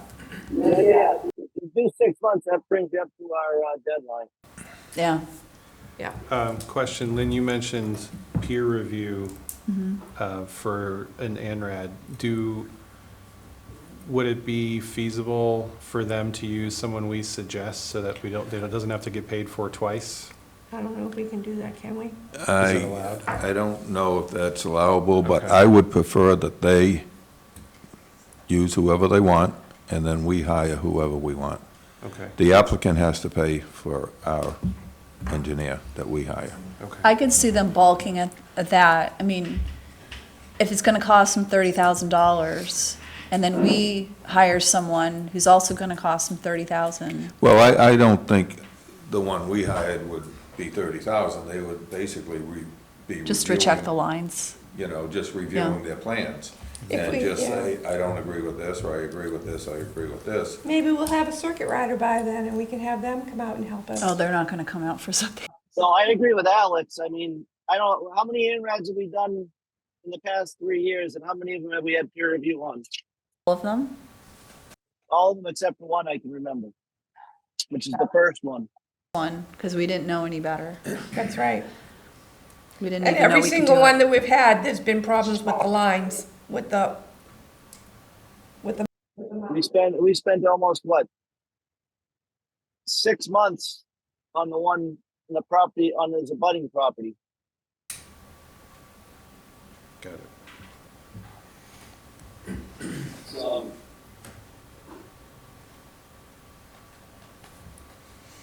So we need to make sure that whoever they hire, they have our regulations for the ANRAD, our checklist and everything, so they know exactly what we're gonna be looking for. 'Cause I mean, they could hire somebody and they give us all the documentation we have, we might decide we don't need a peer review. But I said, we need to make sure whoever they hire, they have what we're looking for, the criteria we're looking for an ANRAD. I didn't catch that. I still didn't catch Yeah, it. I'm not hearing, you're gobbling. It's hard to hear. Yeah, you. Okay. Yeah, because I think the only thing we can do tonight is just vote on giving them a timeline. Yep. Yeah. And, send them a letter, an email, however you've been corresponding with them. And all parties should be on all correspondence so that we're all on the same page. Including DEP as well, right? I Exactly. think he asked for like a three-way communication between the board, DEP, and them. Yeah, definitely, I think DEP should be included in this, so they know what we're doing too. Exactly. Yeah. I wish they'd. Let's make sure the DEP is involved, and that way we're not having this back and forth. That's what we just said, yeah. Yeah. I agree. Yeah. So what do we, okay, so all right, so 6 months is really gonna cut it close. But we want an update in 3 months. But what We would the need- update be?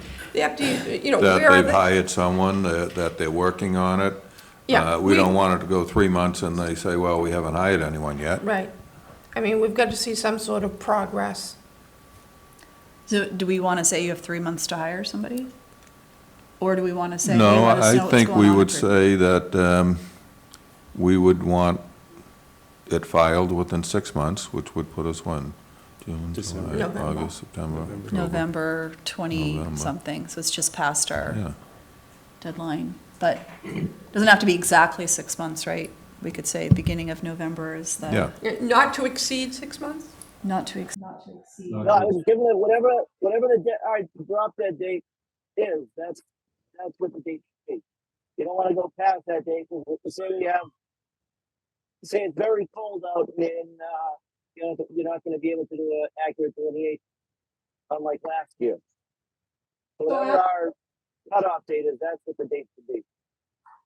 We want it filed by November 1st with the update 90 days from now. Yeah, that works. Okay. All right, That gives them plenty of time to get it done. right. Yep. And then peer review, though, couldn't happen until April. It's not like they're gonna be able to plant. We don't Not want to gonna see. do anything over the winter I anyway. would also want to say that, you know, I don't want any more activity up into the wetlands. Like, I Right. think when we were out there, he said he wanted to put some sort of barriers along the edge of the wetland, because it's not just the wetlands we're concerned about, there has to be buffers. There's no buffer. Yeah, They're he was- packed right up to, Right. He was talking about building up the barrier around the perimeter. yeah, and that's a Yeah. no-no, because there's no buffer. I mean, you have to have a buffer. You know, and the access road, Road A, actually destroyed part of a wetland. Right. So, On the right-hand side and on the left-hand side, there was some filling years ago when I was out there. yeah. Yeah. But it's something, if you're talking about building your wetlands right now, temporary stuff, I mean, you're talking, they still have to follow our regulations to do everything anyway. So if they do work with any buffer, they'd be in violation of our regulations anyways. Yeah. So there should be no new activities, construction-wise, should take place until the ANRAD, even after the ANRAD's done. No new activity. No new activity? No new activity. I mean, we're not gonna tell them they're gonna take any businesses out of there, because we don't even know what the extent of the wetlands are.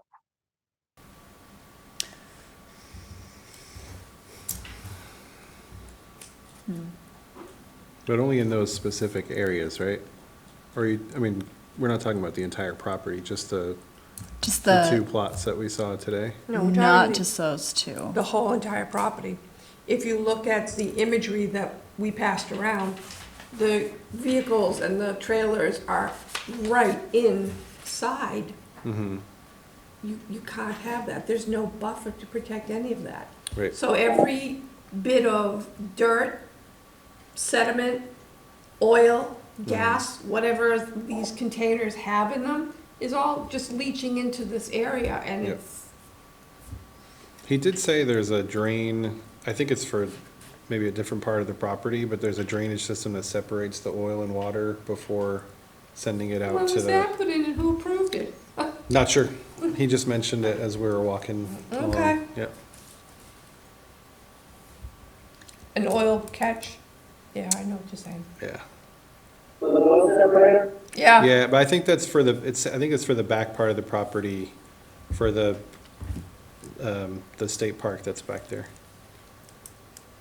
Yeah, because there's a little bit of the wetland off of Ames Knoll that's on the corner of his lot. Yep. We're not allowed to go back there, but I But think by right, there's a 100-foot buffer usually around a wetland. Yep. So, I mean, this activity, but Yeah, because he's a especially along the business, middle. you will give the regulations would apply, but, I mean, right here, there's a road cuts through here, and it just went right through this one. Yep. Yeah, that road A, I think it is, goes right, No, this is Road C. Road A Oh. is up here. You know where the house is close to the Right, street? right. That's Road A, but this is Road, I think it's B or C. okay, if you go up Road A, Yep. that's where I was talking about. Oh, There yeah, was a yeah. drain up there, and it was coming down from the north, I would say. From up, And then on the right-hand side is where you went today, right? no, we Yeah. were in, we We were on were Road on A. Road A. That was the only area we were allowed to go to. But so there's a On A. big puddle right there along the line, and he mentioned that that's basically always full of water because there was a drainage system they had, That's or what he they. just said. Yeah. Yeah, they filled Right, in next they- to it. Right, yeah. And, now that's somebody else's property, it's not theirs, so, Yeah, that Yeah. was, he sold it off to a landscaper. yeah, Needles. Needle Brothers, yeah, Right. But that was before Needle bought it. right. Before that, there was somebody who was raising sheep out there. That was Semino's. Oh, was it? Yeah, that was, yeah.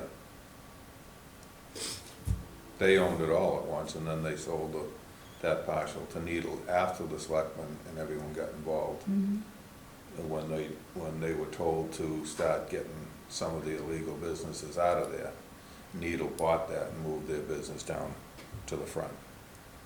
Okay. Well, anyway, So what have we decided about the activity?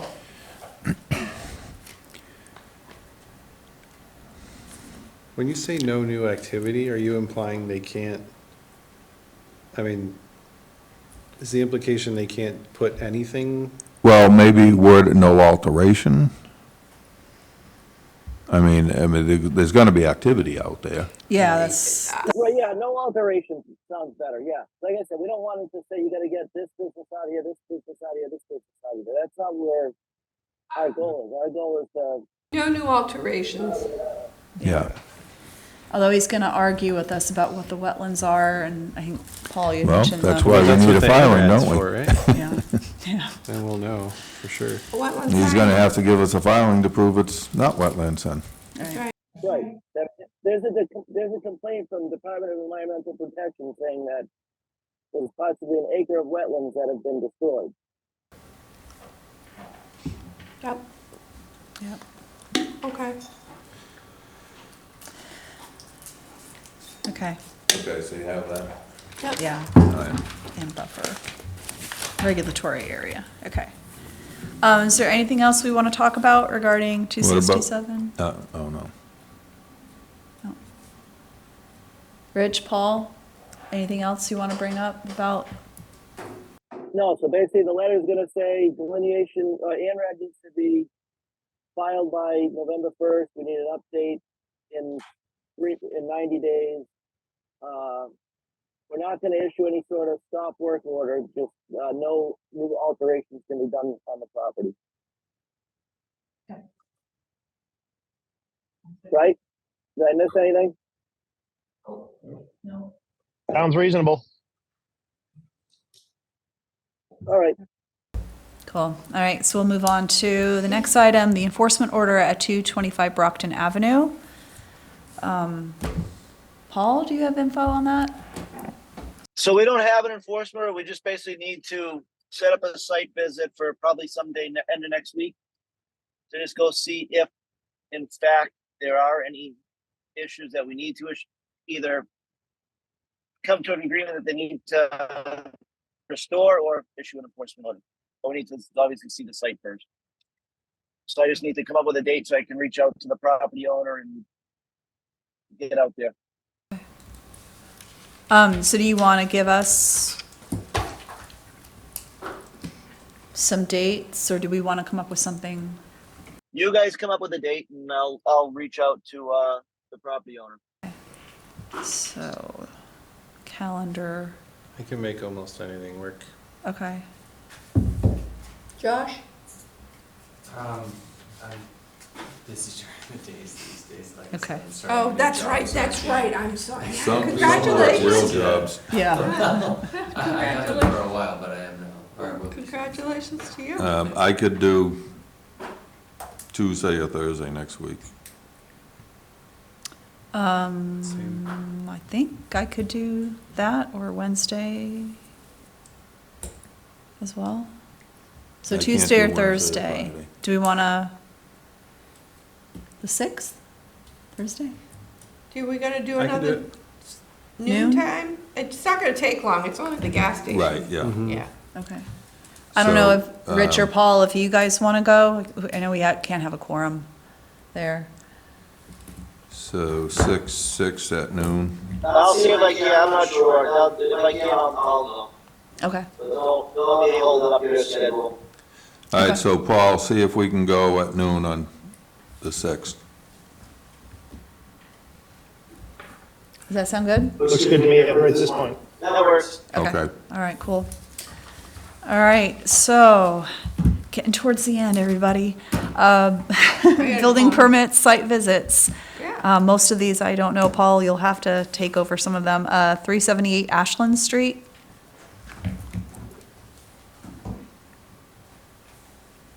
Permits, yeah, they were all for, I think, most of them for decks. There's one for an above ground swimming pool, but no no issues with us. Nothing in the buffer zones or obviously in wetlands. 58 Highland, only because we talked about it earlier tonight. Is that a deck or is that a pool or what's going on there? Because they do have. Deck. It's a deck? Yep. Okay. Okay. All right. All right.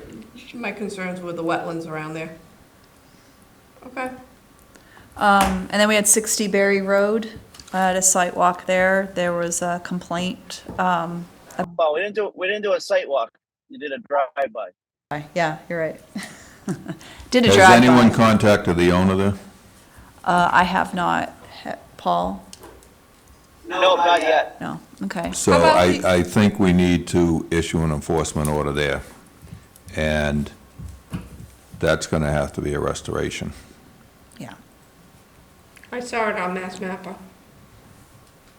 I know that because when Jerry Cochran lived there, I remember him, yeah. I gave him 2 of his goats, and they used that pond, he had ducks in the pond, and he got duck eggs and everything, and someone called me last week and said the pond is gone, and I drove down there and I couldn't believe it. Yeah. Yeah, and they got. I was out at the soccer field. They got a fence right up against the stream. Yeah. I wasn't sure if that was a So there's 2 streams that are stream. coming in Yeah. on that, and Yep. they went into the pond and then overflowed. And if you look on Barry Road, there's a little bridge in the backyard Yeah. over that. And it looks like they just filled in the pond and letting it go around now.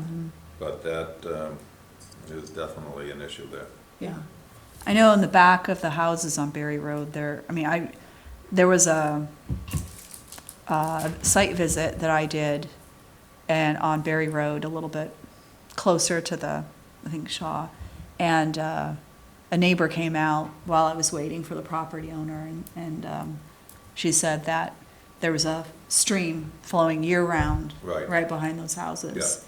It's not on the USGS map, but that doesn't necessarily I mean know the anything. property very well. I was a good friend of Jerry's. I was there several times. I had worked on his house, and that's a year-round flowing stream. Yeah, okay, so enforcement order. Okay, Like I said, we shared goat babies together. I still have 2, his are gone. But I got 4 of them one time and gave him 2, and we took 2. no, sounds Those cute. babies. Babies, They kids. eat a lot of poison ivy. They're good to have. Mine are kind of spoiled. Whose fault's that? My chickens are spoiled, so I understand. Okay. I still have to tuck them in when I go home. It's like, All right, anything else about any other site visits? Paul, That's it. okay. I thought did I not take a drive by a house not that long ago? Oh, I don't even know Pass if it that's, back down to her, please. I don't know. We're good. All right, let's do the conditions for the negative determination then. we'll do, well, there's correspondence. I'll just pass that around. Okay. And we can do the conditions. Is this- Where did I put them?